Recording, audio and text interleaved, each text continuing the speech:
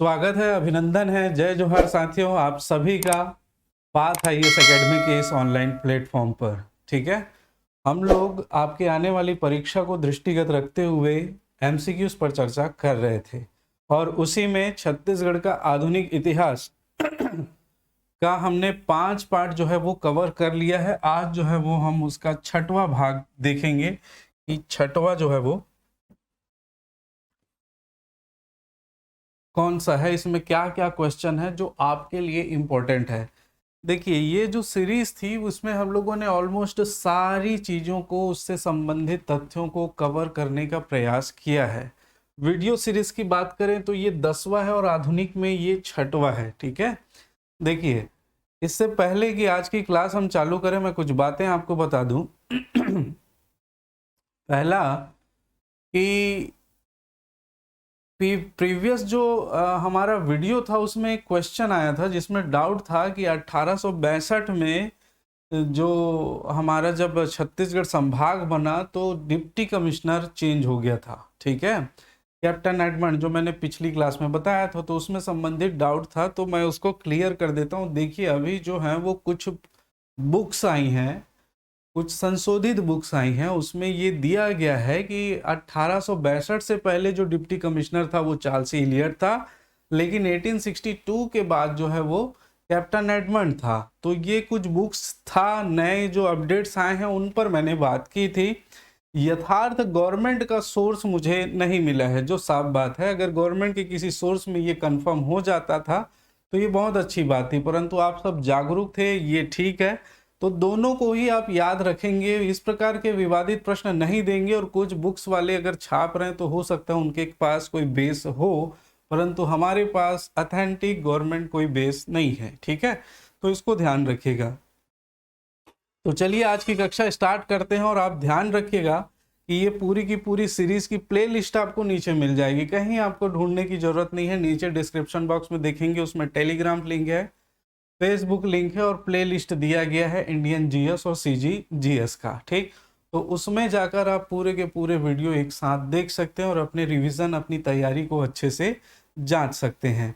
और एक महत्वपूर्ण बात जो आपसे चर्चा करनी है वो ये कि अभी हाल ही में आज से 26 जनवरी तक हमारे कोर्सेज में 50% ऑफ दिया जा रहा है गणतंत्र दिवस के अवसर पर। ठीक है, गणतंत्र दिवस के अवसर पर बहुत सारे कोर्सेज में हमारा 50% ऑफ है।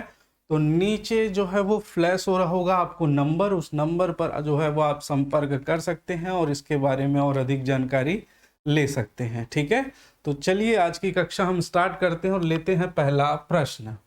देखिए यहां पर देखें, पहला प्रश्न, निम्न में से कौन सी जोड़ी छत्तीसगढ़ में भारत छोड़ो आंदोलन की घटना तथा संबंधित व्यक्ति सुमेलित नहीं है? सुमेलित नहीं है पूछा जा रहा है। ठीक है, तो कौन सी घटना है जो संबंधित व्यक्ति से सुमेलित नहीं है? पहला देखिए, ए देखेंगे 10 अगस्त 1942 को रायपुर में विद्यार्थियों का जुलूस रणवीर सिंह शास्त्री के नेतृत्व में। ठीक है, तो आप ध्यान रखिएगा 10 अगस्त 1942 को रायपुर में विद्यार्थियों का जुलूस निकाला गया था।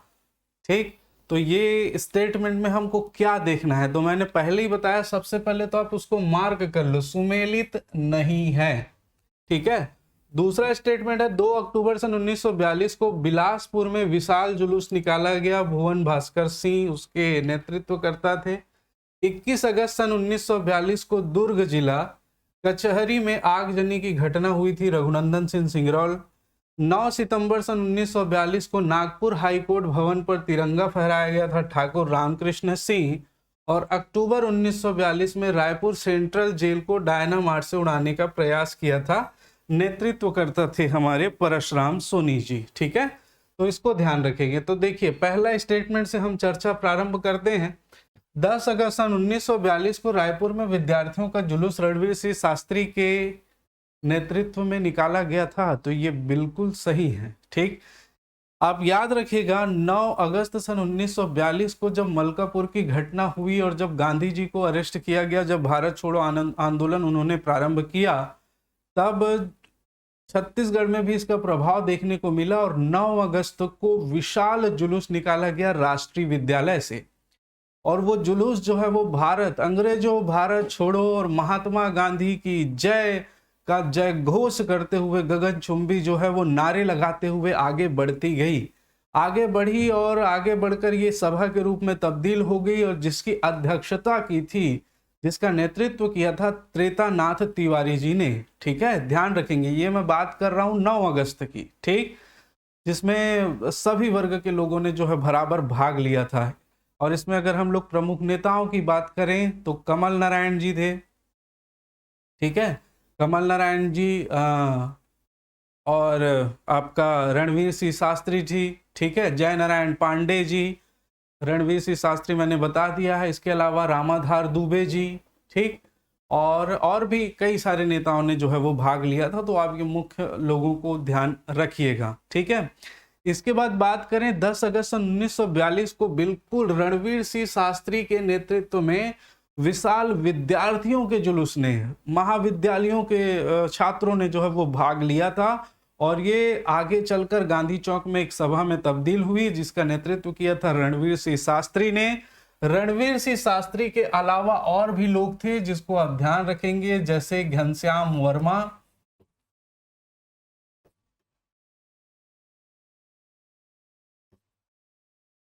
दूसरे से बद्री प्रसाद शुक्ल,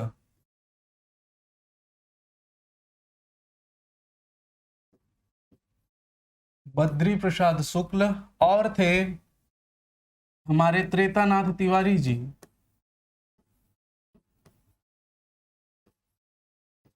इन सभी ने जो है इनका सहयोग किया था और ये उस सभा में जो है वो मौजूद थे, ठीक है। तो सुमेलित है, बिल्कुल फर्स्ट स्टेटमेंट सुमेलित है। मैंने पहले ही बताया जो हमारी क्लासेस होती हैं वो गागर में सागर भरने वाली क्लास होगी।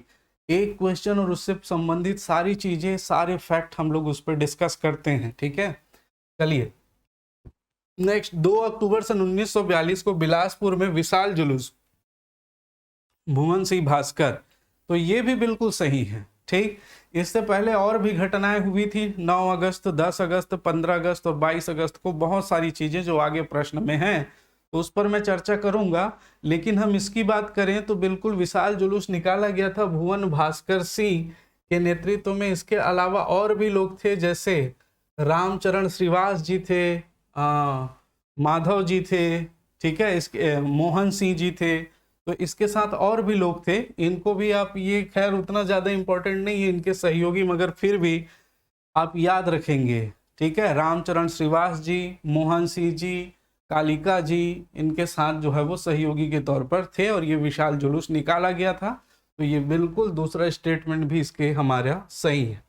नेक्स्ट बात करें, 21 अगस्त 1942 को दुर्ग जिला कचहरी में आगजनी हुई थी रघुनंदन सिंह सिंगरौल के नेतृत्व में, रघुनंदन सिंह सिंगरौल द्वारा।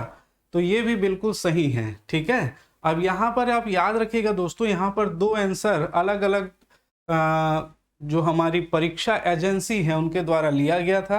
एक लिया गया है 21 अगस्त और एक लिया गया था 28 अगस्त। कौन सा? 28 अगस्त। तो उनको भी आप दोनों को याद रखेंगे, एक 21 अगस्त और एक 28 अगस्त को। हुआ क्या था, तो एक हमारे क्रांतिकारी थे रघुनंदन सिंह सिंगरौल जी। ये जो क्रांतिकारी थे ये कुछ अलग करना चाहते थे, एक कुछ अलग हटकर, मतलब सिंपल हम आंदोलन करें ऐसा कुछ नहीं, मतलब वो अंग्रेजों को उन्हीं की भाषा में जवाब देना चाहते, ईंट का जवाब पत्थर से, ठीक है। तो इस प्रकार कुछ अलग हटके करने के प्रयास में इन्होंने 21 अगस्त 1942 को जो है वो, अगर हम लोग डेटा की बात करेंगे तो उसमें तो टेलीफोन के तार काटे थे, लेकिन दोनों आंसर लिया गया है, इसलिए आप लोग ध्यान रखिएगा। दुर्ग जिले के कचहरी में इन्होंने आग लगा दिया था। अब आग लगा दिया था, इसके साथ थे मोतीलाल श्रीवास्तव जी। इनके साथ कौन थे, तो याद रखिएगा मोतीलाल श्रीवास्तव।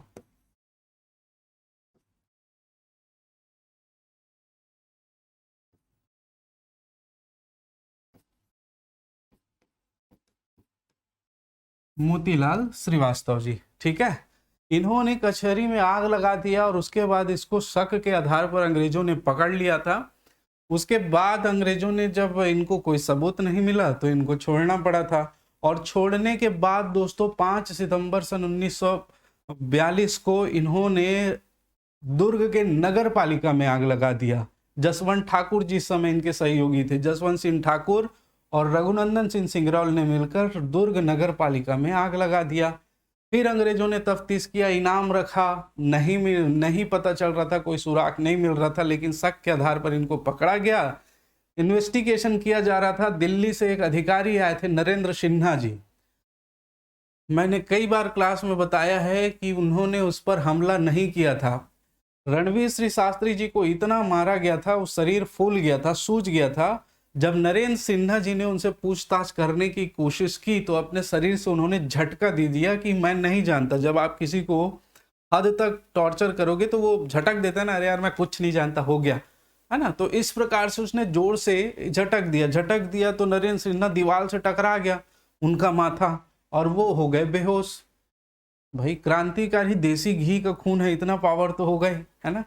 तो वो जब बेहोश हो गए तो अंग्रेजों ने ये आरोप लगाकर कि नरेंद्र सिन्हा के ऊपर आपने हमला किया है, बेतों और घूसों की लात, घूसों की बेतों की बरसात कर दी दोस्तों अंग्रेजों ने। बेचारे का तबीयत भी खराब हो गया ज्यादा मार की वजह से।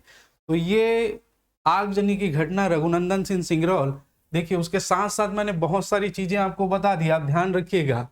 कचहरी में आग लगाने के समय मोतीलाल श्रीवास्तव जी इनके साथ में थे, बिल्कुल 21 और 28 अगस्त की घटना है। इसके अलावा 5 सितंबर की घटना है, नगर पालिका में आग लगा दिया था, ठीक है, जब जसवंत सिंह ठाकुर इसके साथ थे। आक्रमण करने के लिए नरेंद्र सिन्हा को जिम्मेदार ठहराया गया कि नरेंद्र सिन्हा के ऊपर इसने आक्रमण किया था, लेकिन नहीं किया था, इसको भी ध्यान रखिएगा। तो एक प्रश्न में हम लोगों ने, एक स्टेटमेंट में हम लोगों ने 4-5 प्रश्न कवर कर लिए हैं। नेक्स्ट हम लोग देखें, 9 सितंबर 1942 को नागपुर हाईकोर्ट भवन में तिरंगा फहराया गया ठाकुर रामकृष्ण सिंह द्वारा। तो यहां पर याद रखिएगा ठाकुर रामकृष्ण सिंह और एक वल्लभ दास, ठीक है, वल्लभ दास, दोनों नागपुर लॉ कॉलेज में स्टूडेंट थे, लॉ कॉलेज के विद्यार्थी थे, और दोनों ने नागपुर के हाई कोर्ट भवन पर तिरंगा फहराया था। इसीलिए ठाकुर रामकृष्ण सिंह को अरेस्ट कर लिया गया था, गिरफ्तार कर लिया गया था। तो ये भी बिल्कुल सही है, सभी सही है, सभी सुमेलित है। अक्टूबर 1942 में रायपुर सेंट्रल जेल को डायनामाइट से उड़ाने का प्रयास किया गया परसराम सोनी जी द्वारा। तो ये बिल्कुल गलत है, बिल्कुल उड़ाने का प्रयास तो किया गया था, लेकिन परसराम सोनी नहीं थे, ये थे बिलख नारायण अग्रवाल।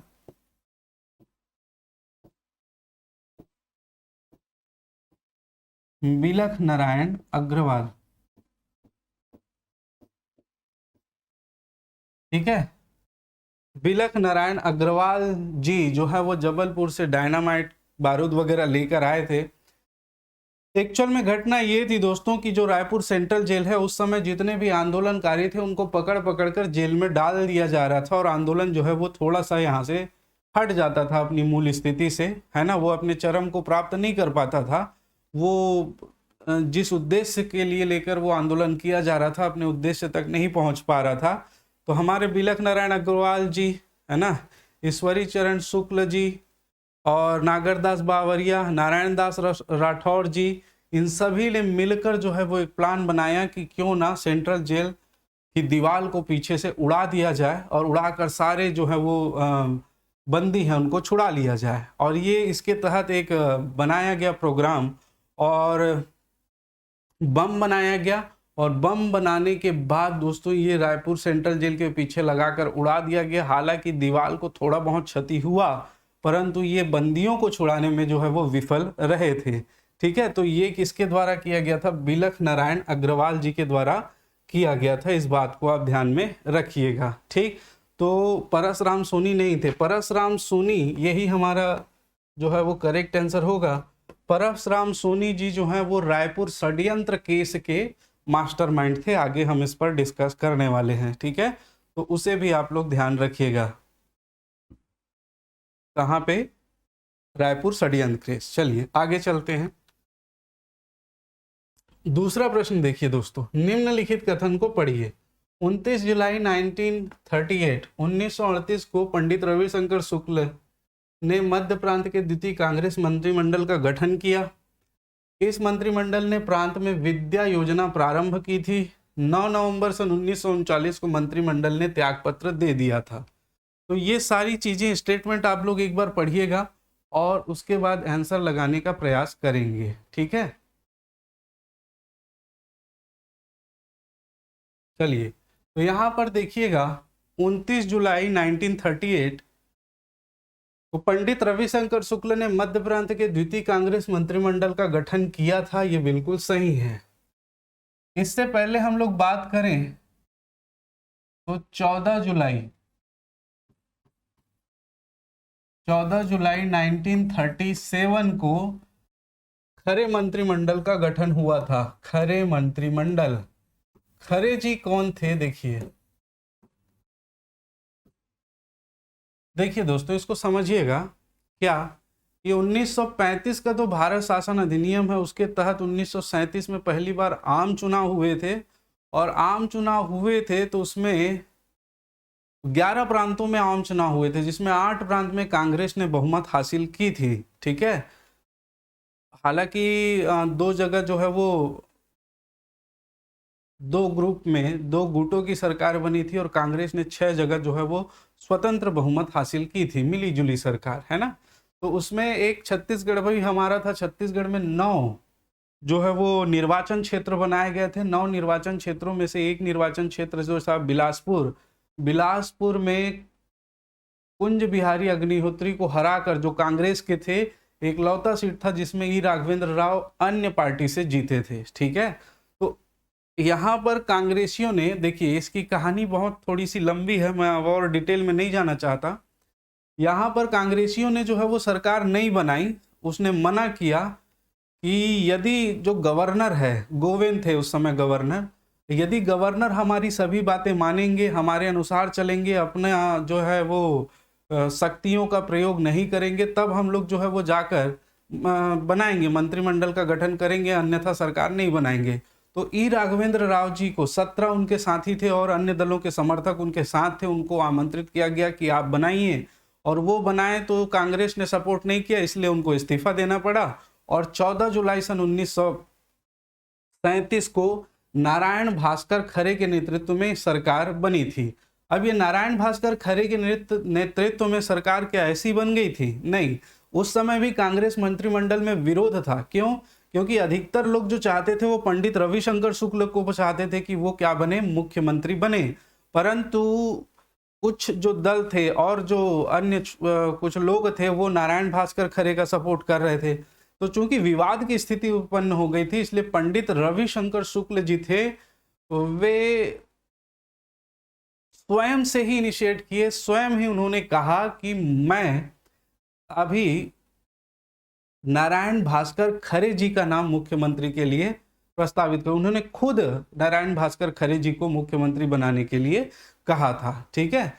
तो वो बने थे, लेकिन वो भी नहीं चल पाए थे, है ना, वो भी नहीं चल पाए थे। उन्होंने जो है वो 1 साल लगभग 29 जुलाई तक उन्होंने रहा, और 29 जुलाई को इस्तीफा दे दिया था। और उसके बाद रविशंकर शुक्ल की जो है मुख्यमंत्री रहते हुए शुक्ल जी की उसमें नेतृत्व में जो है वो मंत्रिमंडल का, द्वितीय कांग्रेस मंत्रिमंडल का गठन हुआ था। इस बात को ध्यान रखेंगे, है ना।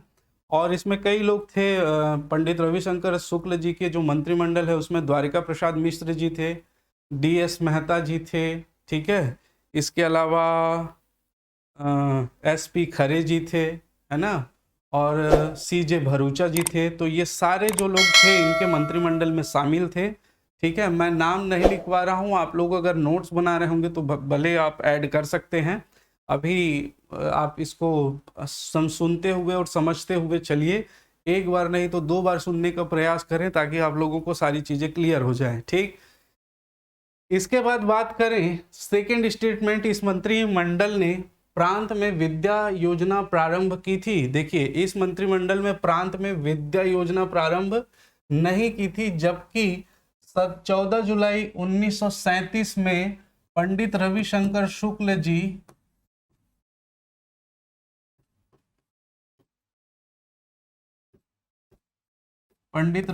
शुक्ल जी क्या थे? शिक्षा मंत्री थे। क्या थे? शिक्षा मंत्री। और जब ये शिक्षा मंत्री थे तब इन्होंने जो है वो विद्या मंदिर योजना प्रारंभ की थी, न कि द्वितीय मंत्रिमंडल में। इनका इस योजना का जो मेन उद्देश्य था कि यहाँ पर जो इस प्रांत में अशिक्षा है उसको हटाया जाए, लोगों को शिक्षित किया जाए ताकि लोग अपने अधिकारों के प्रति जागरूक हो सकें और देशभक्ति की भावना उनमें उनके हृदय में प्रवेश करे और वो इस लड़ाई में हमारा साथ दे। इस प्रकार का प्रयास किया था किसने? पंडित रविशंकर शुक्ल ने विद्या मंदिर योजना प्रारंभ की थी 1937 में, जब वो शिक्षा मंत्री थे। तो इस बात को आप याद रखेंगे। तो ये स्टेटमेंट गलत है हमारी दृष्टि से। नेक्स्ट देखिए, 8 नवंबर 1939 को मंत्रिमंडल ने त्याग पत्र दे दिया था। बिल्कुल, जब अंग्रेजों ने भारतीयों से बिना पूछे भारत को द्वितीय विश्व युद्ध में झोंक दिया था, ठीक है, ब्रिटिश और जर्मनी के बीच जब युद्ध हुआ था तो उसमें झोंक दिया गया था, तब कांग्रेस मंत्रिमंडल ने पूरे भारत में इस्तीफा दिया था और उसी के चलते यहाँ भी 8 नवंबर सन 1939 को पंडित रविशंकर शुक्ल की नेतृत्व वाले मंत्रिमंडल ने इस्तीफा दे दिया था। तो ये बिल्कुल सही है। तो पहला स्टेटमेंट सही है, तीसरा स्टेटमेंट सही है और इस हिसाब से हमारा आंसर डी करेक्ट होगा। कौन सा आंसर करेक्ट होगा? डी करेक्ट होगा, इस बात को ध्यान रखिएगा। ठीक है, चलिए अगले प्रश्न की ओर चलते हैं। क्वेश्चन नंबर 3, 14 जुलाई सन 1937 को गठित डॉक्टर नारायण भास्कर खरे के मंत्रिमंडल में निम्न जोड़ी सुमेलित नहीं है। देखिए, अभी हम लोगों ने मंत्रिमंडल की बात की थी। मैं पंडित रविशंकर शुक्ल के मंत्रिमंडल के बारे में आपको बता चुका हूं। द्वारिका प्रसाद मिश्र, DS मेहता, दुर्गा शंकर मेहता इनका पूरा नाम था। इसके अलावा SP खरे और CJ भरूचा जी भी उनके मंत्रिमंडल में शामिल थे। यहाँ पर डॉक्टर खरे मंत्रिमंडल की बात की जा रही है, तो उसमें देखिए मुख्यमंत्री तो नारायण भास्कर खरे जी थे, शिक्षा मंत्री पंडित रविशंकर शुक्ल जी थे, अभी मैंने बताया। अध्यक्ष, विधानसभा जो अध्यक्ष थे, मतलब विधान परिषद जो था उस समय उनके जो अध्यक्ष थे घनश्याम सिंह गुप्त जी थे। स्थानीय स्वशासन मंत्री द्वारिका प्रसाद मिश्र जी थे। राजस्व मंत्री दोस्तों ये पुरुषोत्तम जी थे, पुरुषोत्तम बलवंत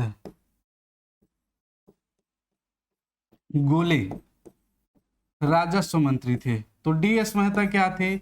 ये वित्तीय मंत्री थे। क्या थे? वित्तीय मंत्री थे। ठीक है, इसको ध्यान में रखिएगा। DS मेहता क्या थे? वित्तीय मंत्री थे। तो हमारा ऑप्शन डी जो है वो जोड़ी सुमेलित नहीं है, यही हमारा आंसर होगा। ठीक, इसको थोड़ा सा आप याद रखेंगे। चलिए, दोनों का ही आपको याद रखना पड़ेगा और बहुत ढंग से याद रखना पड़ेगा। नेक्स्ट, निम्न में से कौन सी जोड़ी घटना एवं व्यक्ति सुमेलित नहीं है? देखिए, समोदा में राजनीतिक सम्मेलन 7-8 दिसंबर 1946 डॉक्टर खूबचंद बघेल जी से संबंधित। बिल्कुल, डॉक्टर खूबचंद बघेल जी के समय उन्होंने ही समोदा में राजनीतिक सम्मेलन 7 से 8 दिसंबर जो चला था उसमें नेतृत्व किया था। बिलासपुर विद्यार्थी सप्ताह मनाया गया 13 से 15 दिसंबर, भुवन सिंह भास्कर बिल्कुल सही जवाब है। तहसील राजनीतिक सम्मेलन बेमेतरा 31 दिसंबर 1946, मोहनलाल बौकलीवाल, ये भी बिल्कुल सही जवाब है। रायपुर के गांधी चौक में तिरंगा फहराना 15 अगस्त 1947, पंडित रविशंकर शुक्ल। देखिए, रायपुर के गांधी चौक में तिरंगा फहराना ये दोस्तों गलत है, ये गलत है। रायपुर के गांधी चौक में किसने झंडा फहराया था? तो ये गांधी चौक में याद रखेंगे वामन राव लाखे, वामन राव लाखे ने झंडा फहराया था। ठीक है, इसके अलावा हम बात करें पुलिस लाइन में,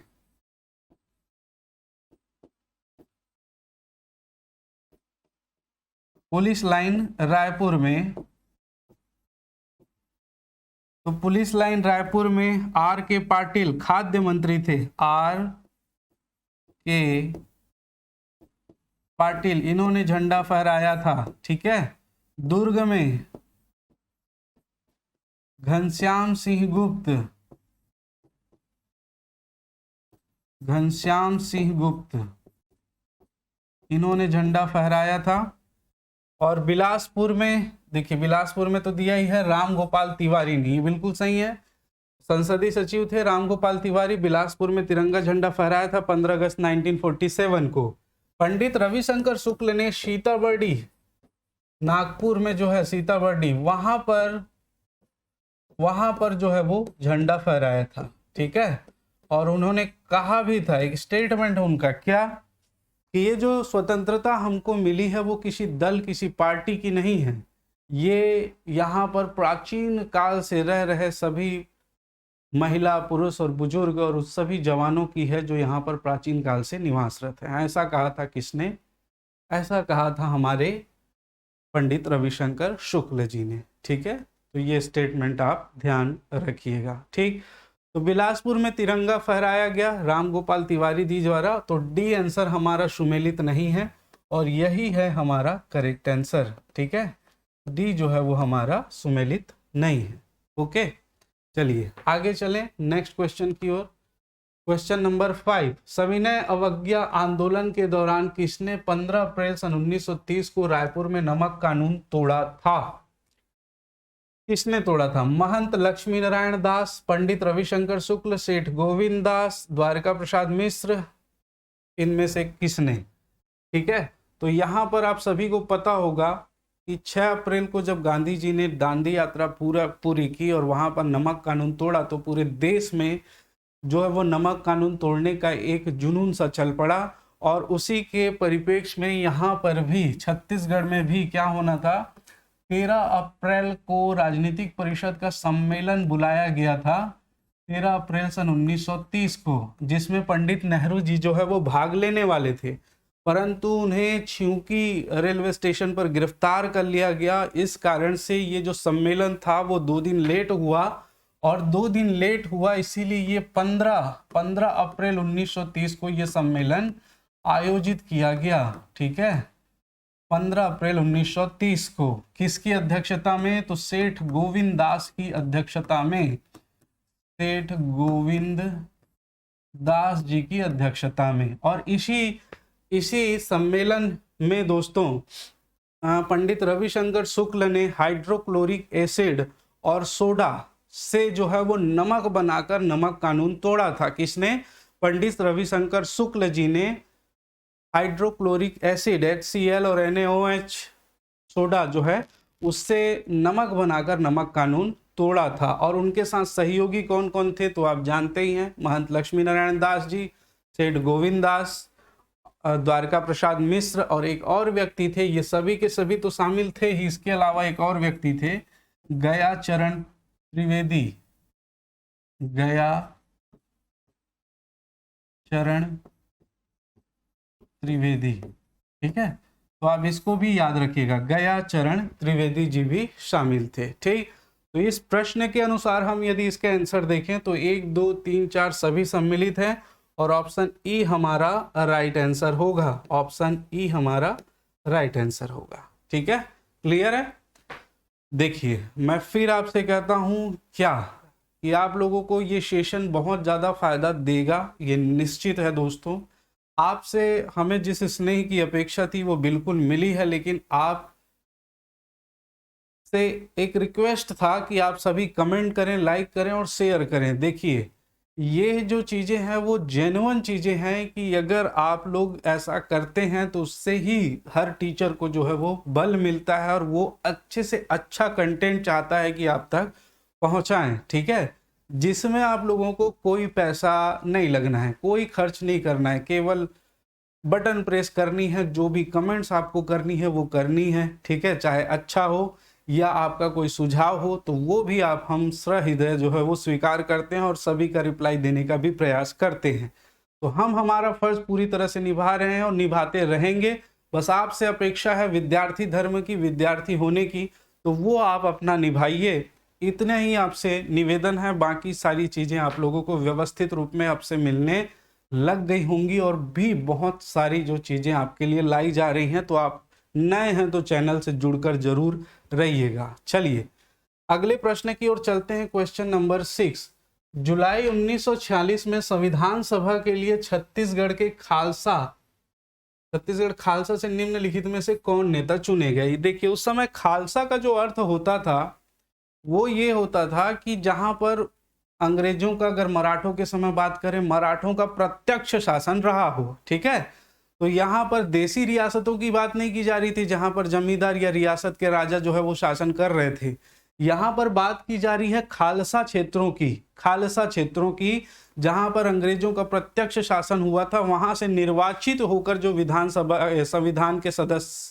संविधान सभा के सदस्य बने थे। तो पंडित रविशंकर शुक्ल जी बिल्कुल सही है, ये रायपुर से चयनित हुए थे। घनश्याम सिंह गुप्त जी दुर्ग से थे, बिल्कुल सही है। और ठाकुर छेदीलाल जी बिलासपुर से। तो इनका जो है वो बिल्कुल निर्वाचन हुआ था। लेकिन वहीं पर बात करें पंडित किशोरी मोहन त्रिपाठी की, तो ये रायगढ़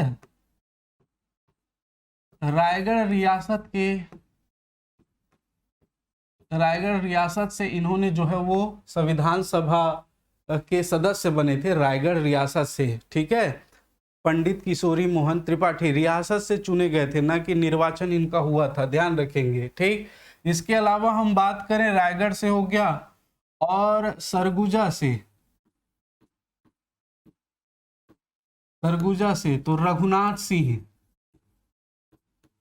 सरगुजा से कौन थे? रघुनाथ सिंह थे। इसके अलावा यदि हम बात करें कांकेर से, तो कांकेर से कौन थे दोस्तों? अभी आगे हम लोग देखेंगे, आप वैसे भी जान रहे होंगे, मैं चलो लिख ही देता हूं, राम प्रसाद पोटाई जी।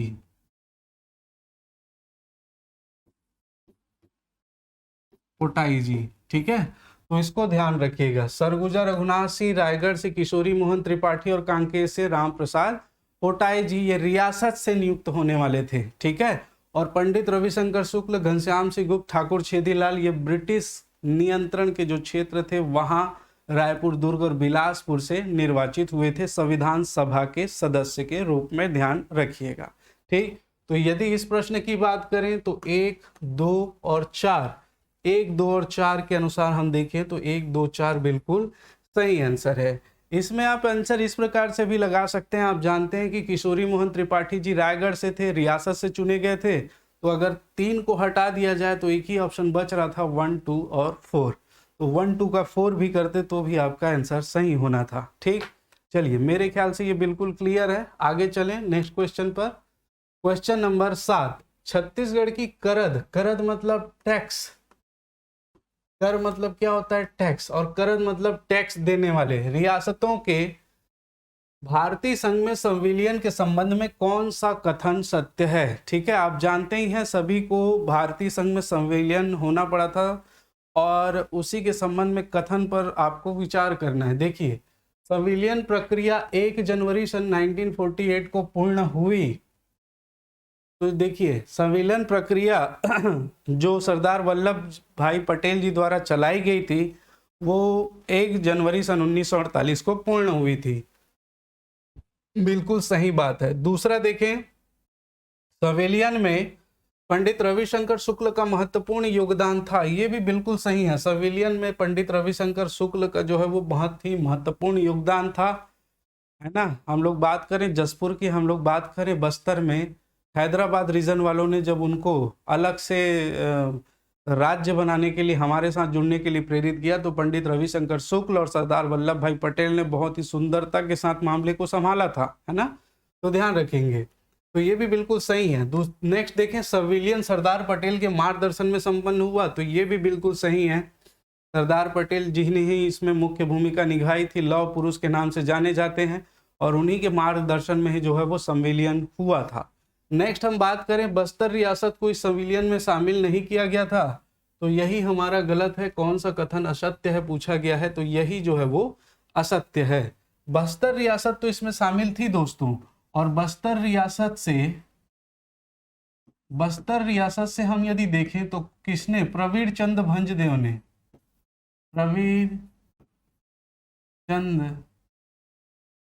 भंजदेव ने इस पर हस्ताक्षर किया था, जो इसके अंतिम शासक थे बस्तर रियासत के, प्रवीण चंद भंजदेव, जिनकी 1966 में गोलीकांड के तहत मृत्यु हो गई थी। रानी प्रफुल्ला कुमारी देवी और प्रफुल्ल चंद भंजदेव के ये सुपुत्र थे, और इनकी जो है वो मृत्यु 1966 में हुई थी।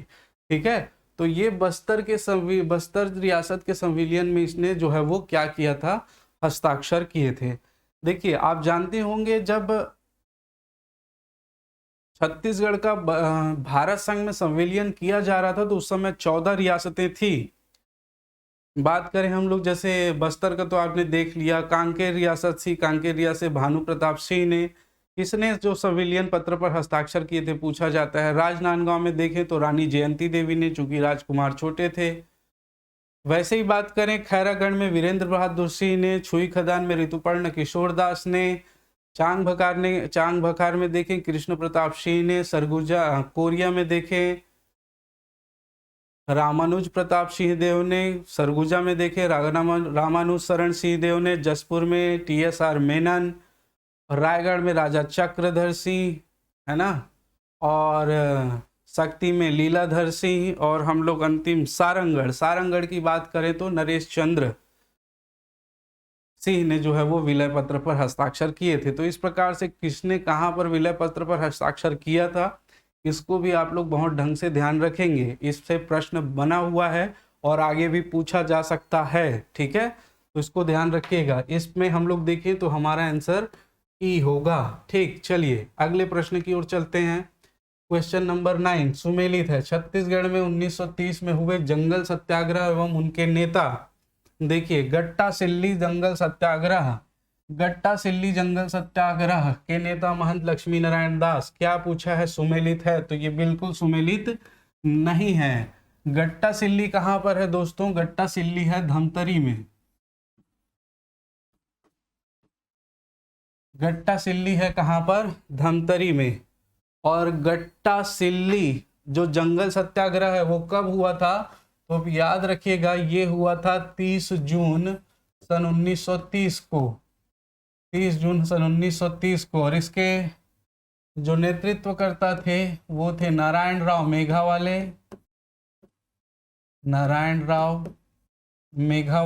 दूसरा हम बात करें बाबू छोटेलाल श्रीवास्तव,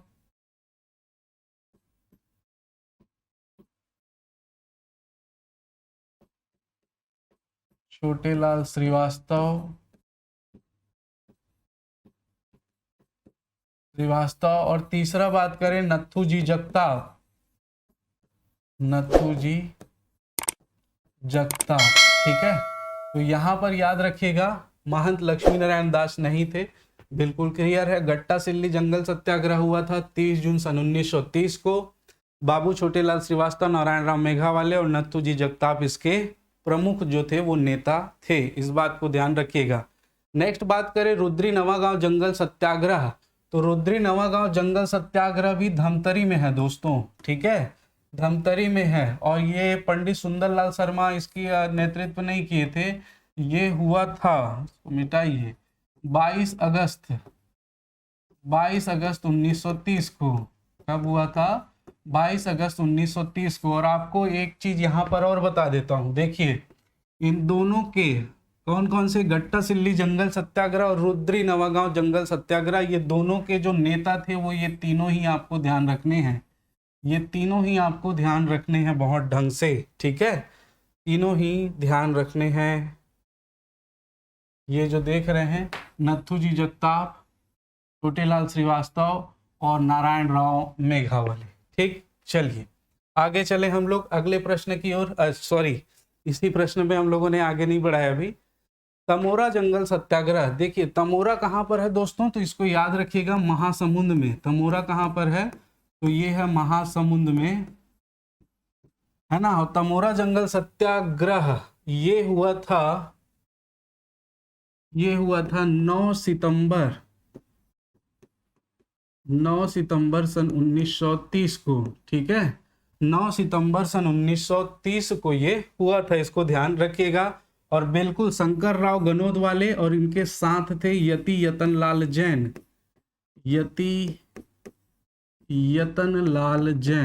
इन दोनों ने दोस्तों इसका नेतृत्व किया था। और भी नेता थे लेकिन इनको आप प्रमुख रूप से याद रखेंगे, शंकर राव गनोद वाले और यतियतनलाल जैन ने। तमोरा जंगल सत्याग्रह कहाँ हुआ था, महासमुंद में हुआ था, 9 सितंबर सन 1930 को हुआ था।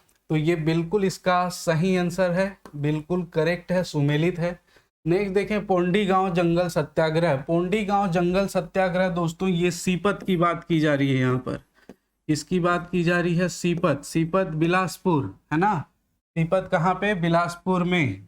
और ये कब हुआ था पोंडी नवागांव जंगल सत्याग्रह, तो 1 जुलाई सन 1930, 1 जुलाई सन 1930 को। आपके बुक में दोस्तों ये पोंडी गांव जंगल सत्याग्रह जो है वो कई जगह अगस्त में भी दिया हुआ है, ठीक है, अगस्त में हुआ था करके, लेकिन जहां पर मुझे गवर्नमेंट साइट में मिली है वहां की बात कर रहा हूं, गवर्नमेंट की बुक्स में मिली है 1 जुलाई सन 1930 को हुआ था।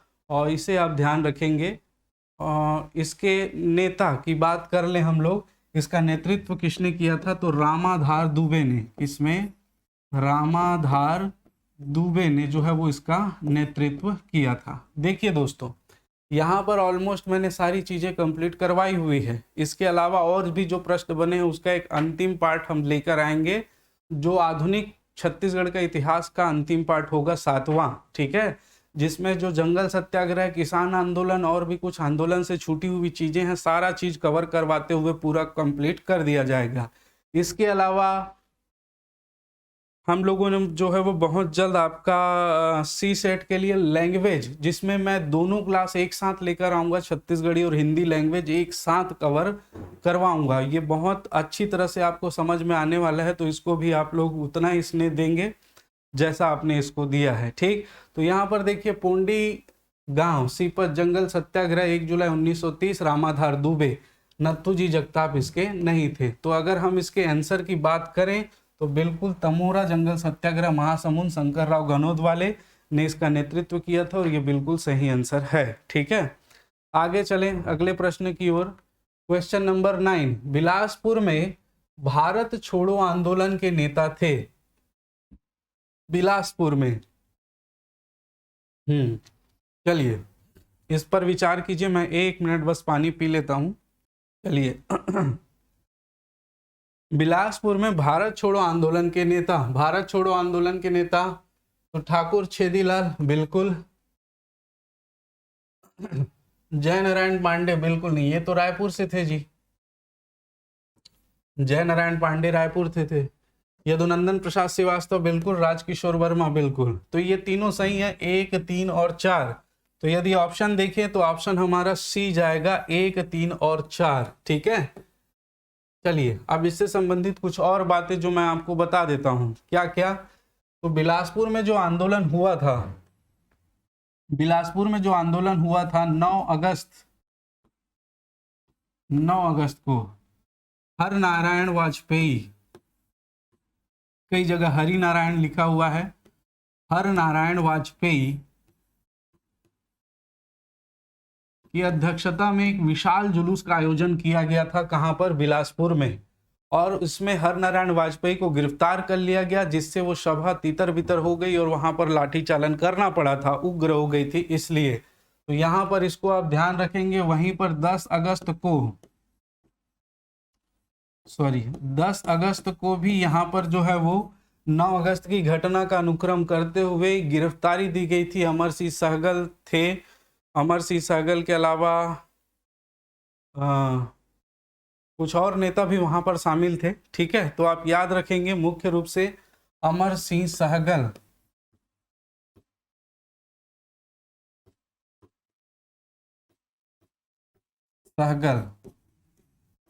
जो थे उन्होंने गिरफ्तारी दी थी। इसके अलावा 15 अगस्त के दिन दोस्तों, 15 अगस्त के दिन कालीचरण के नेतृत्व में एक विशाल सभा का आयोजन किया गया था, ठीक है। कब किया गया था, 15 अगस्त के दिन। किसकी अध्यक्षता में, तो कालीचरण की अध्यक्षता में एक विशाल सभा का आयोजन किया गया था, जिसमें डिटेक्टर नियुक्त किया गया था। किसको, डिटेक्टर, राजकिशोर वर्मा को, राजकिशोर वर्मा को डिटेक्टर नियुक्त किया गया था। तो इसको ध्यान रखेंगे। उसके बाद देखिए, तो 22 अगस्त को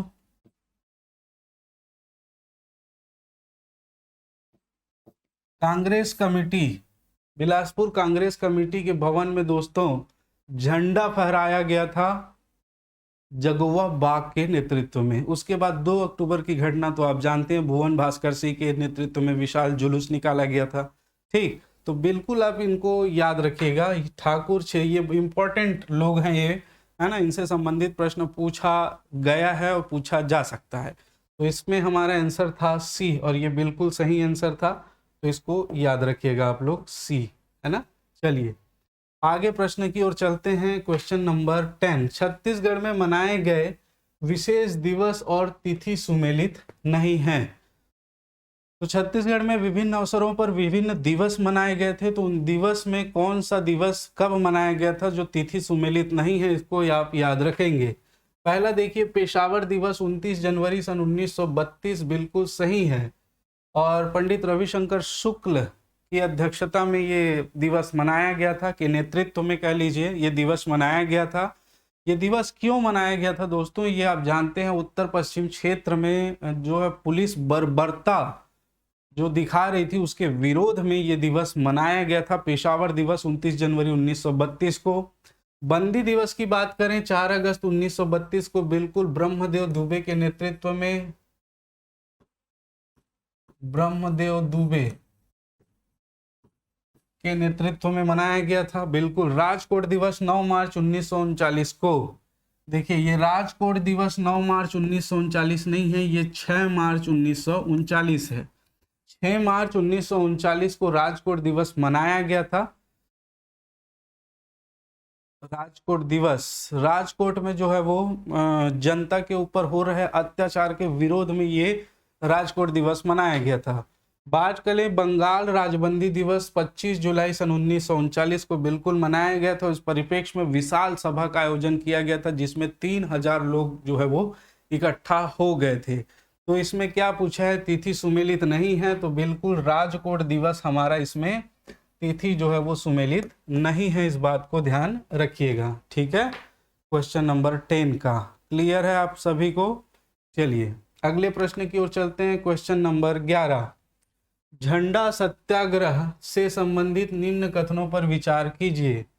11 मार्च 1923 को जबलपुर के टाउन हॉल में झंडा फहराया गया। 31 मार्च 1923 को बिलासपुर के टाउन हॉल में झंडा फहराया गया।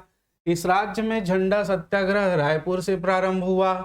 13 अप्रैल 1923 को नागपुर झंडा सत्याग्रह का नेतृत्व राजेंद्र प्रसाद जी ने किया था। देखिए 11 मार्च सन 1923 को जबलपुर के टाउन हॉल में झंडा फहराया गया। देखिए दोस्तों, हमारे जो कांग्रेसी नेता थे उन्होंने अपने सभा में, अपने जुलूस में, अपनी जहां भी उनके कार्यक्रम होते थे वहां पर एक चरखा युक्त झंडा उन्होंने तैयार किया था, जिसको वो फहराते थे और उसके दौरान अपना कार्यक्रम संपन्न करते थे।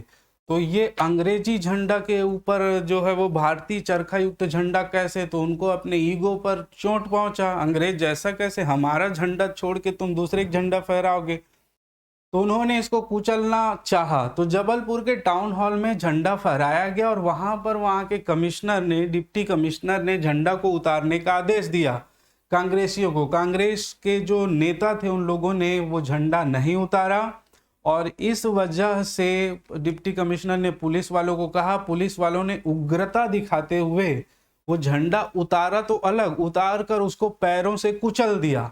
अब जब पैरों से कुचला तो कहीं ना कहीं हमारे जो राष्ट्रीय भावना से प्रेरित व्यक्ति जो कांग्रेस के नेता थे उनके दिल को बहुत चोट पहुंचा। उन्होंने झंडा सत्याग्रह प्रारंभ कर दिया। इस परिप्रेक्ष्य में दोस्तों छत्तीसगढ़ में यदि बात करें तो बिलासपुर में, ठीक है, 31 मार्च 1923 को बिलासपुर के टाउन हॉल में झंडा फहराया गया और ये बिल्कुल सही है। और इसी दिन से इस राज्य में जो झंडा सत्याग्रह का प्रारंभ जो हुआ है वो बिलासपुर के टाउन हॉल में झंडा फहराने से ही हुआ है। तो इस बात को आप लोग ध्यान रखिएगा। ठीक, तो यहाँ पर देखेंगे 31 मार्च 1923 को बिलासपुर के टाउन हॉल में झंडा फहराया गया, बिल्कुल सही बात है। इस राज्य में झंडा सत्याग्रह रायपुर से प्रारंभ हुआ, गलत, ये बिलासपुर से प्रारंभ हुआ है। और 13 अप्रैल सन 1923 को नागपुर झंडा सत्याग्रह का नेतृत्व तो राजेंद्र प्रसाद जी ने नहीं किया था, ये किया था जमनालाल बजाज जी ने।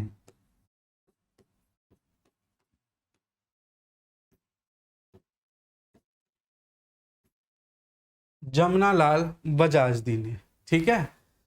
अब यहाँ पर देखिएगा तो ये झंडा सत्याग्रह बहुत ही बड़ा आंदोलन बन गया था, और इस आंदोलन को हमारे यहाँ के छत्तीसगढ़ के क्रांतिकारियों ने नागपुर पूरा देश स्तर पर इसको ले जाने की सोची, और इस कारण इसका जो है स्थल नागपुर ट्रांसफर किया गया, और वहाँ पर जो है वो जमनालाल बजाज के नेतृत्व में विशाल जो है वो जुलूस का आयोजन किया गया। डेली किसी न किसी विद्यालय से बच्चों के साथ नारा लगाते हुए, झंडा फहराते हुए लोग निकल रहे थे, ठीक है।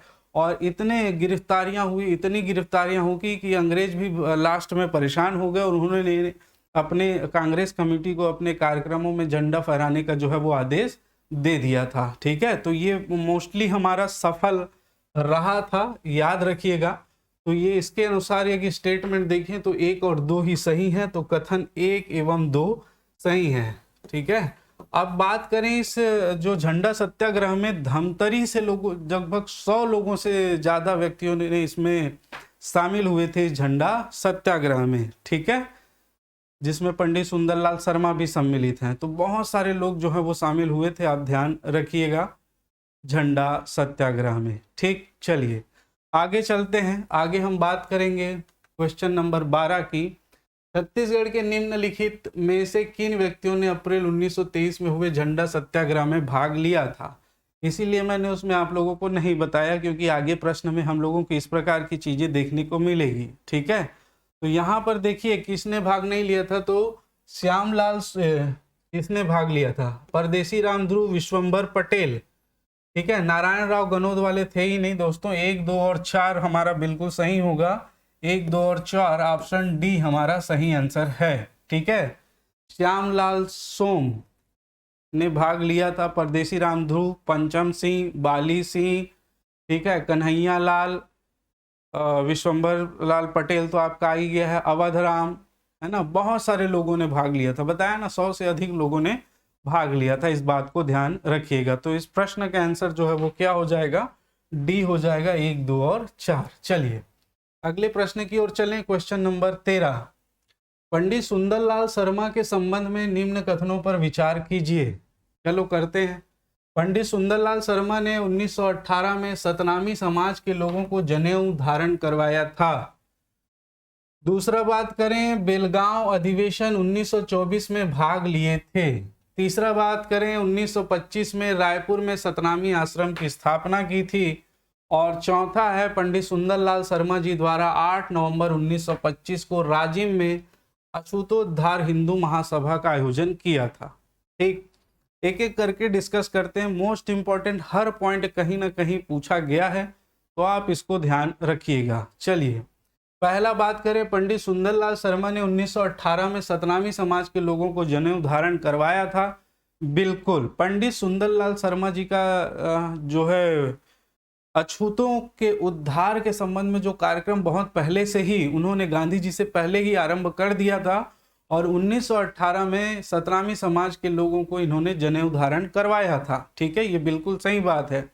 बेलगांव अधिवेशन 1924 में भाग लिए थे। देखिए बेलगांव अधिवेशन जिसकी अध्यक्षता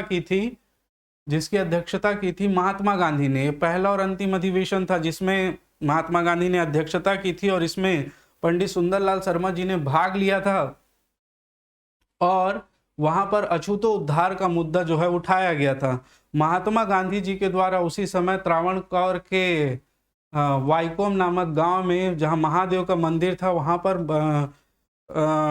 महात्मा गांधी जी द्वारा अछूतों को लेकर, दलितों को लेकर मंदिर में प्रवेश कराया गया था। उसी से संबंधित कार्यक्रम पंडित सुंदरलाल शर्मा ने यहाँ पर किया। 8 नवंबर सन 1925 को एक जो है महासभा, हिंदू महासभा का जो है आयोजन किया, और इस आयोजन में उन्होंने कह दिया था कि मैं 23 नवंबर 1925 को राजिम के राजीव लोचन मंदिर में अछूतों को प्रवेश करवाऊंगा। ठीक है। हालांकि प्रवेश नहीं करवा पाते, जब वो जाते हैं तो वहां पर बहुत सारी पुलिस और सनातनी हिंदू, कट्टर हिंदुओं को देखकर, सवर्ण हिंदुओं को देखकर वो थोड़ा सा पीछे हटते हैं और उसके आगे रामचंद्र जी के मंदिर में उनको प्रवेश करवाया गया था। तो पंडित सुंदरलाल शर्मा जी 8 नवंबर 1925 को राजिम में अछूतोद्धार हिंदू सभा का आयोजन किया था। बिल्कुल सही बात है। 1925 में रायपुर में सतनामी आश्रम की स्थापना की थी। बिल्कुल, रायपुर में सतनामी आश्रम की स्थापना, हरिजन पुत्रीशाला, हरिजन भजनमाला, ये सभी चीजें पंडित सुंदरलाल शर्मा द्वारा की गई थी।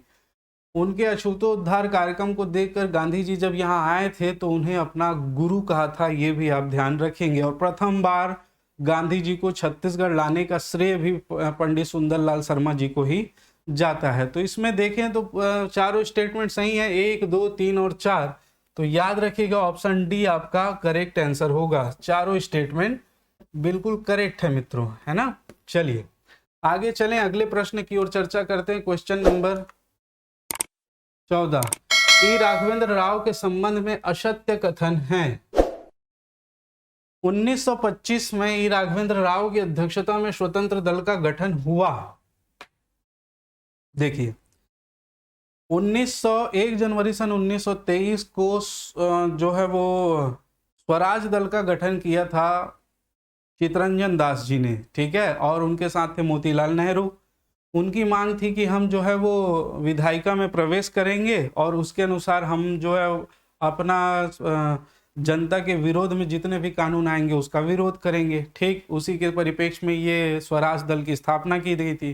चितरंजन दास जी की जब मृत्यु हुई तो उसके पश्चात जो है वो स्वतंत्र दल टूटकर, स्वराज दल टूटकर बिखर गया था। और उसी परिप्रेक्ष्य में ई राघवेंद्र राव ने 1925 में स्वतंत्र दल का गठन किया था। बिल्कुल सही बात है। और इसमें सदस्य कौन थे तो ये भी याद रखेंगे, पंडित रविशंकर शुक्ल जी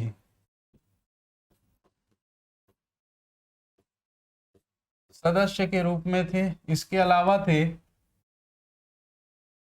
ठाकुर बैरिस्टर छेदीलाल,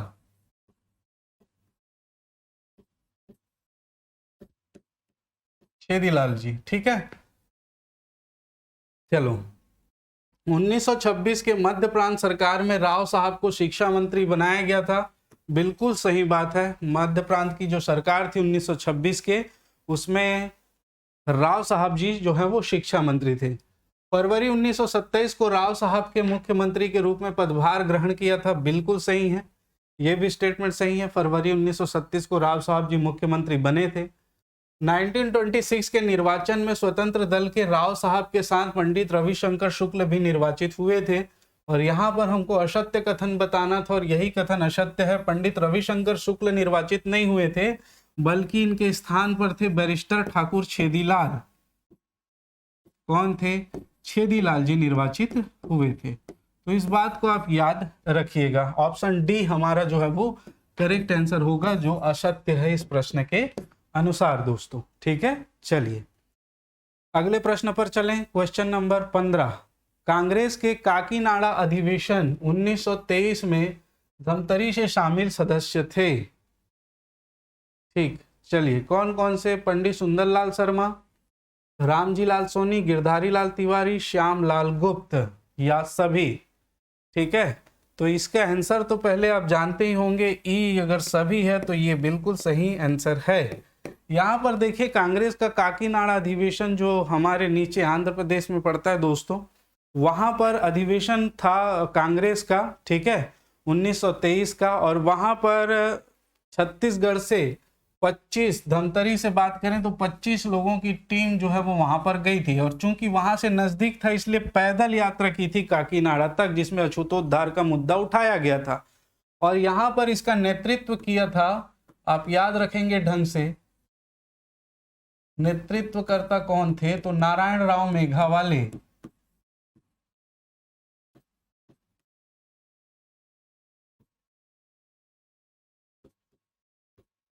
नारायण राव मेघावाले, ठीक है।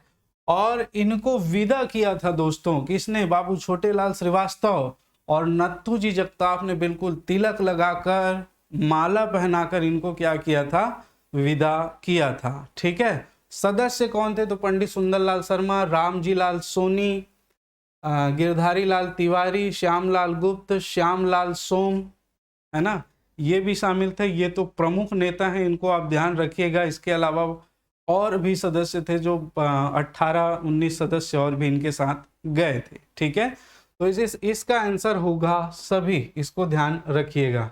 क्लियर? चलिए आगे चलते हैं नेक्स्ट प्रश्न की ओर। क्वेश्चन नंबर 16, छत्तीसगढ़ में स्वतंत्रता आंदोलन के समय व्यायाम शिक्षक मंडल का संबंध है। स्वतंत्रता आंदोलन के समय व्यायाम शिक्षक मंडल असहयोग आंदोलन से, सविनय अवज्ञा आंदोलन से, रायपुर जिला परिषद संघर्ष से, या रायपुर षड्यंत्र केस से। तो यहाँ पर आपको बहुत ढंग से पता है, ये रायपुर जिला परिषद का संघर्ष है जो हुआ था, और ये कब हुआ था? तो 1927 से लगाकर 37 तक। ठीक है, और क्या था? तो रायपुर जिला परिषद के जो उस समय अध्यक्ष हुआ करते थे दोस्तों, अध्यक्ष हुआ करते थे, वो कौन थे? तो वो थे पंडित रविशंकर शुक्ल जी, पंडित रविशंकर शुक्ल जी। और उस समय रायपुर जिला परिषद के अंतर्गत जितने स्कूल आते थे, जैसे आज ग्राम पंचायत नगर पालिका के अंतर्गत स्कूलें संचालित होती, नगर निगम के अंतर्गत, वैसे ही उस समय रायपुर जिला परिषद के अंतर्गत स्कूल संचालित हो रहे थे। तो उन स्कूलों का जो मेन अगर कहें तो अध्यक्ष थे दो पंडित रविशंकर शुक्ल।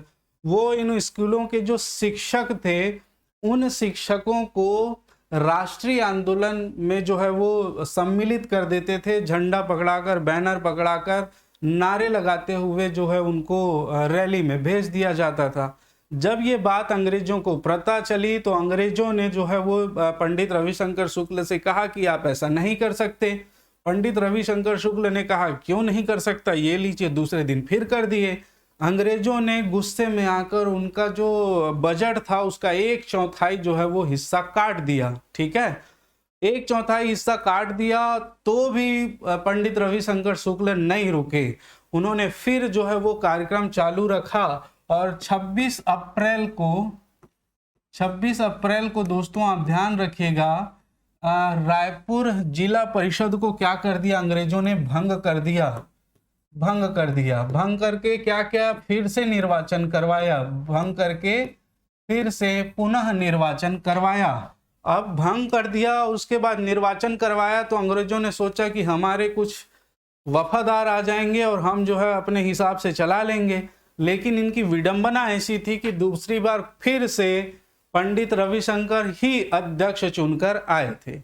अब पंडित रविशंकर अध्यक्ष चुनकर आए थे, इसका मतलब उन्होंने फिर से दूसरे दिन से वो कार्यक्रम जो है वो चालू कर दिया था। 26 अप्रैल सन 1930 को की बात कर रहा हूं, 26 अप्रैल सन 1930 को। ठीक है, फिर से चुनकर आए, फिर से उन्होंने शिक्षकों को जो है वो भेज दिया। ठीक है, कहां पर भेज दिया? रैली में भेज दिया, आंदोलन के लिए भेज दिया, राष्ट्रीयता की भावना लोगों तक पहुंचाने के लिए, घर घर कैनवासिंग के लिए भेज दिया, समझ सकते हैं आप। ठीक, तो उसके बाद जब पंडित रविशंकर शुक्ल नहीं माने तो 11 नवंबर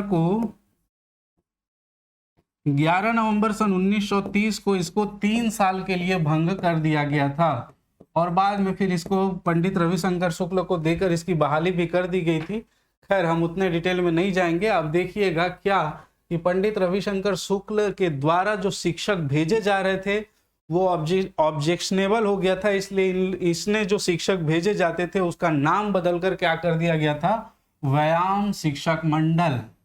पंडित रविशंकर शुक्ल जी द्वारा जो शिक्षक भेजे जा रहे थे ना राष्ट्रीय आंदोलन में, उनका नाम था व्यायाम शिक्षक मंडल। तो ये किससे संबंधित था? रायपुर जिला परिषद संघर्ष से संबंधित था। ठीक, इस बात को आप विशेष रूप से ध्यान रखिएगा। चलिए आगे चलते हैं, आगे प्रश्न की ओर चर्चा करते हैं हम लोग। ठीक, नेक्स्ट है सविनय अवज्ञा आंदोलन के दौरान छत्तीसगढ़ में घटित निम्नलिखित घटनाओं को सुमेलित कीजिए। सविनय अवज्ञा आंदोलन के दौरान छत्तीसगढ़ में घटित घटनाएं। ठीक है, पूर्ण स्वराज सप्ताह। ठीक, पूर्ण स्वराज सप्ताह कब मनाया गया? धमतरी में सत्याग्रह आश्रम की स्थापना कब की गई? सीट गोविंददास की अध्यक्षता में रायपुर राजनीतिक परिषद का सम्मेलन, और क्रांति कुमार भारती के नेतृत्व में बिलासपुर में जुलूस निकालना। तो देखिए, पूर्ण स्वराज सप्ताह मनाया गया था दोस्तों, ये मनाया गया था 6 अप्रैल, बिल्कुल सही है, 6 अप्रैल से लगाकर 13 अप्रैल 1930। ठीक है, तो ये तो सेकेंड आंसर हो गया इसका, है ना।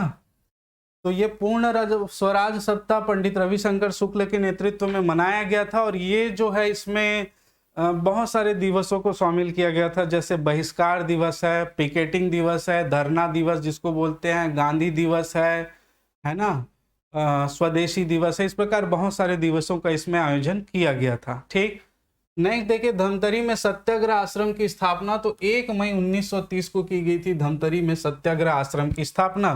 अब देखिए, 1 मई 1930 सत्याग्रह आश्रम किसके घर में? तो नत्थूजी जगताप के स्वयं अपने घर में इसकी स्थापना की थी, और स्थापना करने वाले थे पंडित सुंदरलाल शर्मा। सत्याग्रह आश्रम क्या था दोस्तों? तो उस समय जो सत्याग्रही थे वे जब अंग्रेज उनको मारते, उनके ऊपर गर्म पानी डालते, आप लोगों ने छत्तीसगढ़ का इतिहास पढ़ा होगा, तो वो भी क्रोध में आ जाते थे, गुस्से में आ जाते थे और रिएक्ट कर देते थे। तो ये आंदोलन जो रहता था वो अहिंसात्मक ना होकर हिंसात्मक हो जाता था।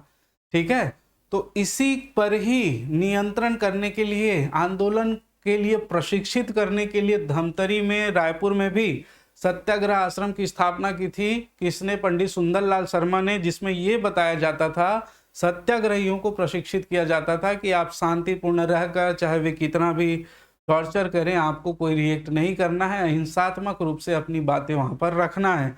तो इसके लिए सत्याग्रह आश्रम की स्थापना की गई थी 1 मई सन 1930 को धमतरी में नत्थूजी जगताप के घर में। इस बात को आप बहुत ढंग से ध्यान रखिएगा। नेक्स्ट देखें, सेठ गोविंददास की अध्यक्षता में रायपुर में राजनीतिक परिषद का सम्मेलन, तो ये बिल्कुल 15 अप्रैल सन 1930 को हुआ था, बिल्कुल सही बात है, 15 अप्रैल सन 1930 को हुआ था। नेक्स्ट, क्रांति कुमार भारती के नेतृत्व में बिलासपुर में जुलूस निकाला गया था 18 मई सन 1930 को, तो ये भी बिल्कुल सही है दोस्तों, क्रांति कुमार के नेतृत्व में बिलासपुर में जुलूस निकाला गया था जो 18 मई 1930 को था। तो यहाँ पर बिल्कुल A2 वाला आंसर देख लो, हाँ एक ही है, तो बिल्कुल यही सही होना चाहिए, है ना। ऐसे आप आंसर लगा सकते हैं, A2 B1 ये है और 3 4, ओके। तो बिल्कुल सी आंसर हमारा ये मैचिंग होगा और बहुत सही आंसर, करेक्ट आंसर होगा। ठीक है, क्लियर। चलो आगे चलते हैं नेक्स्ट क्वेश्चन की ओर। क्वेश्चन नंबर 18, भारत छोड़ो आंदोलन के दौरान छत्तीसगढ़ के दुर्ग नगर में लेटर बॉक्स उखाड़ने एवं जिला कचहरी में आग लगाने वाले क्रांतिकारी निम्नलिखित में से कौन है? इसके ऊपर हम लोगों ने अब भी डिस्कस किया था।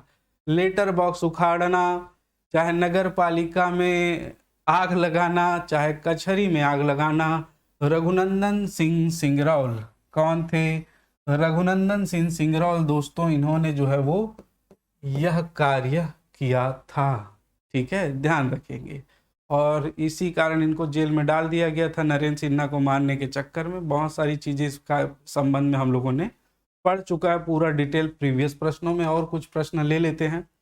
भारत छोड़ो आंदोलन के पूर्व छत्तीसगढ़ की एक घटना रायपुर षड्यंत्र केस के प्रमुख योजनाकार निम्नलिखित में से एक हैं। परशुराम सोनी, रत्नाकर झा, मोतीलाल त्रिपाठी, गंगा प्रसाद चौबे। तो निम्नलिखित में से कौन है दोस्तों? इस बात को आपको ध्यान रखना है, कौन है? तो ये है परशुराम सोनी जी। कौन है?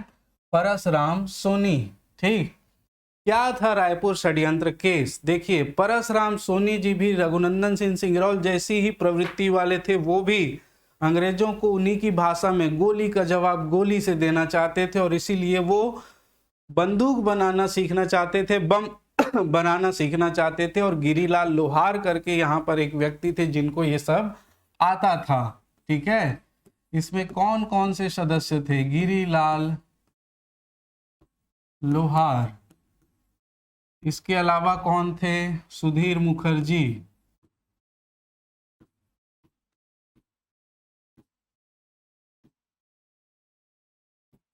रणवीर सिंह शास्त्री,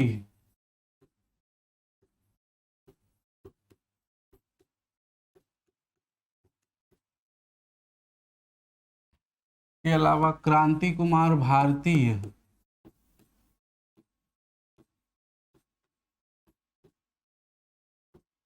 ये प्रमुख लोग थे। और एक और याद रखना है आपको, शिवनंदन जो मुखबिर था, गद्दार था, है ना। तो ये जो है वो बंदूक बनाना चाहते थे और गिरीलाल लोहार कोई आता था तो परसराम सोनी जी ने कहा कि बनाओ और निपटाओ, और हम भी ठाए ठाए अंग्रेजों को उसी की भाषा में जो है वो जवाब देंगे। ठीक है, तो ये ठीक है, ये तय हुआ। तो कहाँ पर बनाया जाए, तो सबसे पहले ईदगाह भाटा को चूज किया गया। रायपुर का ईदगाह भाटा आप जानते हैं, है ना। वहां पर ये बना रहे थे और एक दिन बनाते बनाते वहां पे बम में विस्फोट हो गया। अब बम विस्फोट था तो आसपास के साथ सभी लोग सतर्क हुए। तो उसी समय राजकुमार कॉलेज का प्रिंसिपल था मिस्टर पियर्स, वो जो है उसी रोड से जा रहा था, उसने बम की आवाज सुनी, तुरंत पुलिस में जाकर कंप्लेन कर दिया कि यहाँ पर कुछ बम वगैरह फटा है। तो पुलिस हरकत में आ गई, इन लोग वहां से भाग निकले और अपना जो है अगला ठिकाना ओरिएंटल होटल, जो मालवीय नगर रोड में था, ओरिएंटल होटल में अपना ठिकाना बनाया और सारी तैयारियां वहीं से होने लगी। एक दिन सदर बाजार में जो परसराम सोनी को रिवॉल्वर लेने जाना था और वो रिवॉल्वर लेने गए, लेकिन हमारे पास मुखबिरों की कमी नहीं थी, गद्दारों की कमी नहीं थी। शिवनंदन जो था वो गद्दार था, उसने पुलिस को सूचना दे दी और सदर बाजार में जैसे ही परसराम सोनी जी पहुंचे, रिवॉल्वर लिया, चेक ही कर रहे थे कि उतने में पुलिस वालों ने धर लिया आर्म्स एक्ट के तहत उनको। ठीक है, उनको पकड़ लिया और उसके बाद फिर सारी घटनाएं हुई। ओरिएंटल होटल में छापा मारा गया, गिरिलाल लोहार, सुधीर मुखर्जी, सबको गिरफ्तार किया गया। सबके घरों में जाकर संपत्ति जब्त की गई, उनके घर वालों को टॉर्चर किया गया और बहुत गहरे लेवल पर यह कार्यक्रम चला था। तो इसके प्रमुख जो योजनाकार थे वो परसराम सोनी जी थे और ये इनके साथ सदस्य के रूप में थे। इनको आप याद रखिएगा, बहुत ढंग से याद रखिएगा, ये पूछा जाता है। ठीक है, और मुखबिर कौन था, तो शिवनंदन था। ठीक, चलिए आगे प्रश्न की ओर चलते हैं। क्वेश्चन नंबर 20, निम्न कथनों को पढ़िए। सविनय अवज्ञा आंदोलन के दौरान छत्तीसगढ़ में जंगल सत्याग्रह हुए। छत्तीसगढ़ में सविनय अवज्ञा आंदोलन शांतिपूर्ण रहा। रुद्री नवागांव जंगल सत्याग्रह में पुलिस ने गोली चालन किया। ठीक, पहला देखिए, सविनय अवज्ञा आंदोलन के दौरान छत्तीसगढ़ में जंगल सत्याग्रह हुए, बिल्कुल सही बात है। छत्तीसगढ़ में बहुत सारे जंगल सत्याग्रह हुए। मोहबना पोंडीग्राम जंगल सत्याग्रह, रुद्री नवागांव जंगल सत्याग्रह, पोंडी सीपत जंगल सत्याग्रह, तमोरा जंगल सत्याग्रह, है ना। ऐसे पूरा जंगल सत्याग्रहों की लिस्ट है। ठीक, तो बिल्कुल हुआ था। छत्तीसगढ़ में सविनय अवज्ञा आंदोलन शांतिपूर्ण रहा, ये बिल्कुल गलत है, शांतिपूर्ण नहीं रहा था दोस्तों। कई जगह जो है वो हिंसात्मक रूप ले लिया था। जैसे देखिए, रुद्री नवागांव जंगल सत्याग्रह में पुलिस ने गोली चलाई थी, बिल्कुल चलाई थी। रुद्री नवागांव जंगल सत्याग्रह जब हुआ था तो मैंने बताया ये 22 अगस्त सन 1930 की बात थी। रुद्री नवागांव जंगल सत्याग्रह हुआ था और 17 सितंबर को ये चल रहा था दोस्तों। ये जंगल सत्याग्रह 17 सितंबर 1930 को तो यहाँ पर धारा 144 लगा दी गई और लोगों को एक जगह नहीं रहने के लिए कहा गया। आप जानते हैं धारा 144 का अर्थ, 4 लोग एक साथ रहकर बात नहीं कर सकते। लगा तो दी गई, लेकिन उसके बाद जो है उन जो हमारे सत्याग्रही थे वहां पर इकट्ठा हुए और कुछ झड़प हुआ तो उनमें गोली चालन कर दिया गया। पुलिस वालों ने गोली चला दिया और जब पुलिस वालों ने गोली चलाया तो उसमें 2 लोग घायल हो गए। एक थे सिंधु कुमार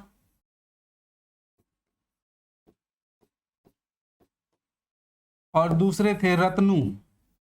और ये जब घायल हुए तो इन दोनों को इसी घायल अवस्था में जो है वो कहाँ ले जाया गया, जेल में डाल दिया गया घायल अवस्था में, जिसमें सिंधु कुमार की बाद में क्या हो जाती है, मृत्यु हो जाती है दोस्तों। सिंधु कुमार की मृत्यु हो जाती है। तो रुद्री नवागांव जंगल सत्याग्रह में पुलिस गोली चालन किया था, बिल्कुल किया था। तो ऑप्शन 1 सही है और ऑप्शन 3 सही है।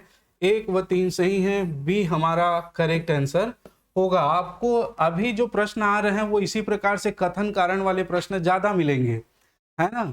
कोई निकाल के नहीं दे दिया है कि एक एक फैक्ट के ऊपर आपको अब प्रश्न पूछा जाएगा, तो इस गलतफहमी में ना रहिए। अभी जो वक्त है वो धैर्य के साथ अपने आप को परखने का वक्त है। अभी बिल्कुल आप हड़बड़ाने या किसी भी प्रकार के इधर उधर चीज़ें करने का प्रयास ना करें।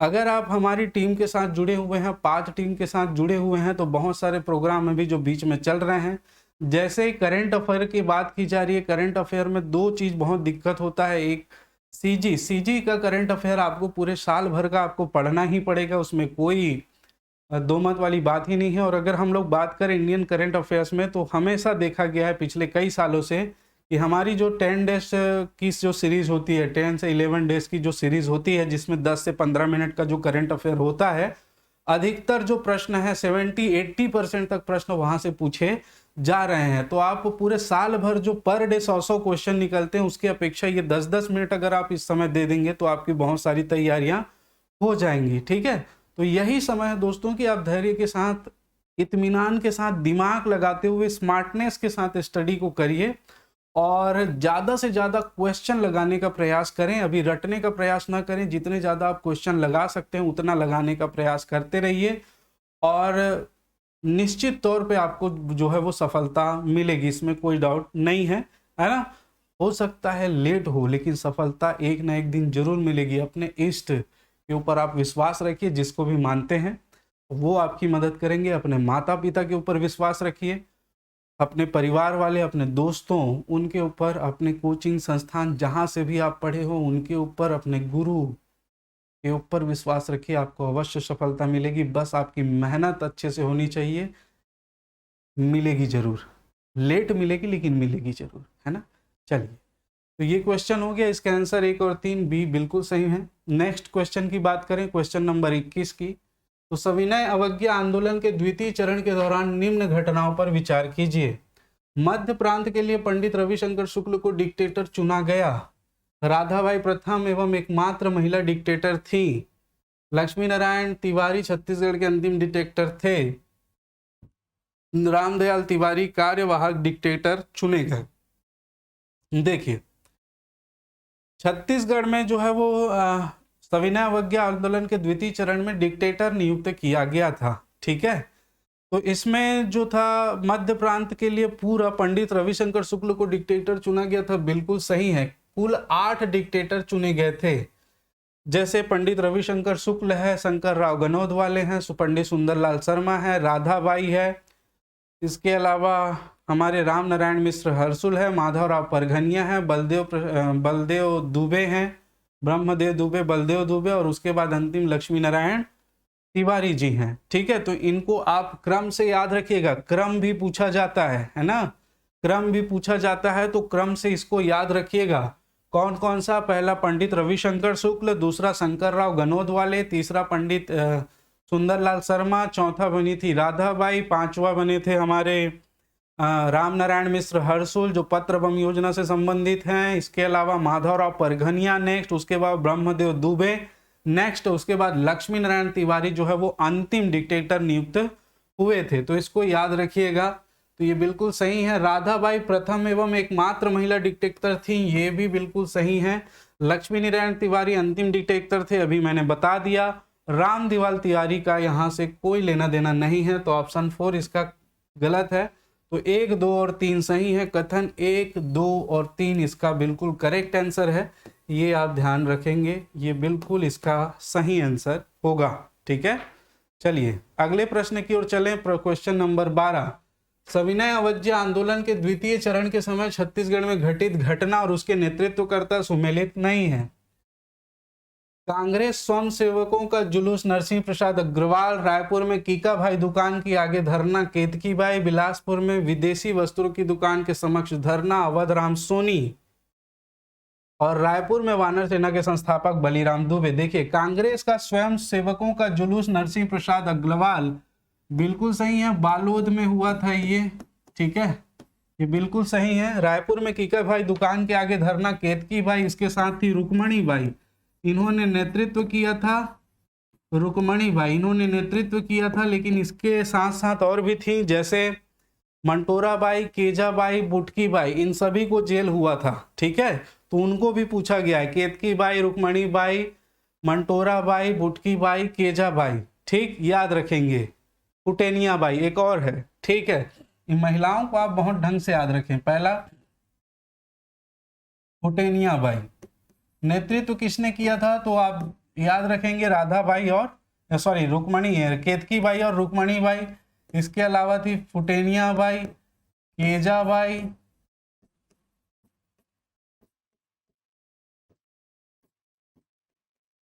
मंटोरा बाई, फुटेनिया बाई, केजा बाई, मंटोरा बाई, इनको भी आप याद रखेंगे, ठीक है। चलिए, बिलासपुर में विदेशी वस्त्रों के समक्ष धरना अवधराम सोनी, पूछा है दोस्तों, उसके नेतृत्व करता तो अवधराम सोनी शामिल जरूर थे। इसको थोड़ा सा ढंग से समझिएगा। इसमें अगर देखें तो इसमें शामिल थे, बिलासपुर के विदेशी वस्त्रों की दुकान के समक्ष धरना दिया गया था, तो अवधराम सोनी जरूर शामिल थे, लेकिन इसका नेतृत्व किया था ठाकुर छेदीलाल ने। ठाकुर बैरिस्टर छेदीलाल ने इसका नेतृत्व किया था, ठीक है। तो इसको ध्यान रखिएगा। तो ये बिल्कुल गलत है, ऑप्शन सी सुमेलित नहीं है, तो यही हमारा आंसर है। रायपुर में वानर सेना के संस्थापक बलीराम दुबे, बलीराम दुबे वानर सेना के संस्थापक थे। इसको बलीराम आजाद के नाम से भी जाना जाता है, जिसके नाम पे रायपुर का आजाद चौक बसा हुआ है। आप जानते हैं दोस्तों, बलीराम जो है जब छोटे से थे, 14 वर्ष की उम्र के, तभी जो है वो भाषण दे रहे थे आजाद चौक में, बारिश हो रही थी, और ये वानर सेना के संस्थापक भी थे। यतनलाल जैन इसके संचालक थे, इस वानर सेना के, भाषण दे रहे थे, और उस समय अंग्रेजों ने इनको बेतों से मारा, ठीक है। और ये भाषण दे रहे हैं और बेत से मार रहे हैं, लेकिन ये मजाल है कि छोटा बच्चा हिल जाता। आजकल को 2 छड़ी पड़ते ही स्कूल में बच्चों की क्या हालत होती है आप सबको पता है। तो वो हमारे जज्बा जो है वो खून में था, इसी के नाम पर आजाद चौक है। आप जानते हैं बलीराम दुबे, ठीक। तो ये बिल्कुल सही है, हमारा जो आंसर था सी आपने देख लिया, ठीक है, ठाकुर छेदी लाल। चलिए अगले प्रश्न की ओर चलें। क्वेश्चन नंबर 23, संविधान सभा में शामिल छत्तीसगढ़ के सदस्य का क्या नाम है। ये इसके बहुत पहले हम लोगों ने एक क्वेश्चन देखा था, उसमें इस पर डिस्कस किए थे, तो आपको सबको दिख रहा होगा, राम प्रसाद पोटाई। ये कांकेर रियासत से जो है वो संविधान सभा के सदस्य थे। रायगढ़ से कौन थे, किशोरी मोहन त्रिपाठी। सरगुजा से थे, देखिए बार बार मेरे साथ बोलेंगे तो आप सभी चीज को याद हो जाएगा, ठीक है।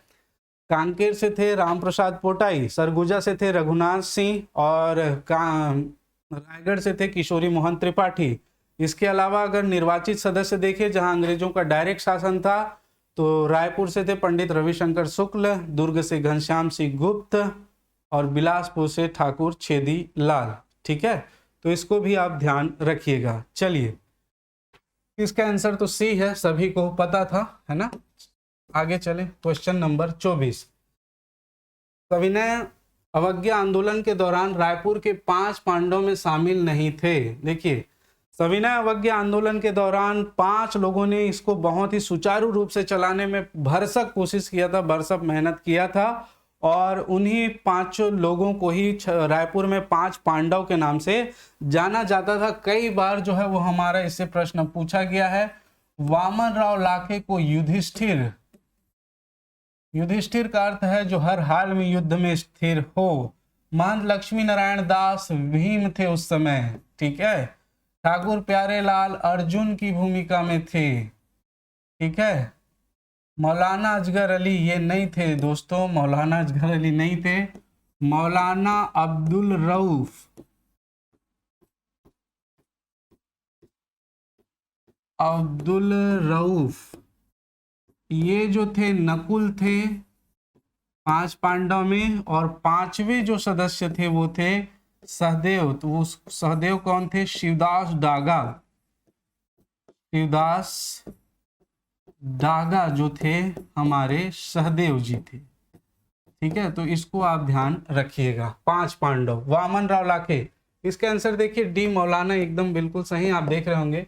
वामन राव लाखे युधिष्ठिर, महंत लक्ष्मी नारायण दास भीम, ठाकुर प्यारेलाल सिंह अर्जुन, मौलाना अब्दुल रऊफ नकुल, और शिवदास डागा सहदेव की भूमिका में, ये 5 पांडव के नाम से जाने जाते थे, जिन्होंने सविनय अवज्ञा आंदोलन को बहुत ही सुचारू रूप से रायपुर में संचालित किया था, ठीक। चलिए आगे चलते हैं क्वेश्चन नंबर 25 और ये हमारा अंतिम प्रश्न है। ठाकुर प्यारेलाल सिंह के बारे में निम्नलिखित में से कौन सा कथन सत्य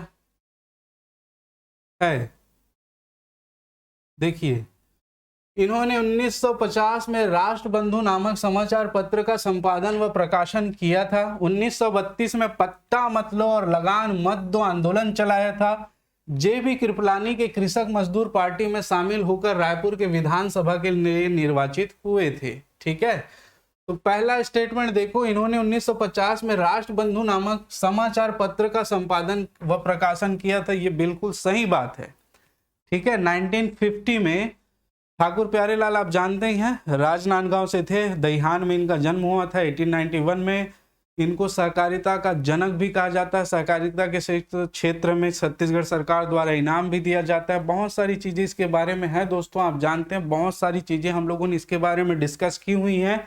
यदि आपने पिछला जो हमारा सेशन देखा होगा, नहीं देखा होगा तो नीचे डिस्क्रिप्शन बॉक्स में सेशन का लिंक दिया हुआ है, पूरा प्ले लिस्ट का लिंक दिया हुआ है, आप जाकर देख सकते हैं।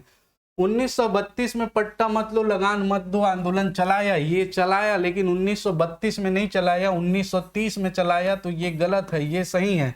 जेबी कृपलानी के कृषक मजदूर पार्टी में शामिल होकर रायपुर विधानसभा के लिए निर्वाचित हुए थे, तो ये भी बिल्कुल सही है दोस्तों। ठीक है, तो इस प्रश्न का यदि आंसर देखें तो 1 और 3 सही है, केवल सी 1 और 3 सही है, यही हमारा आंसर होगा।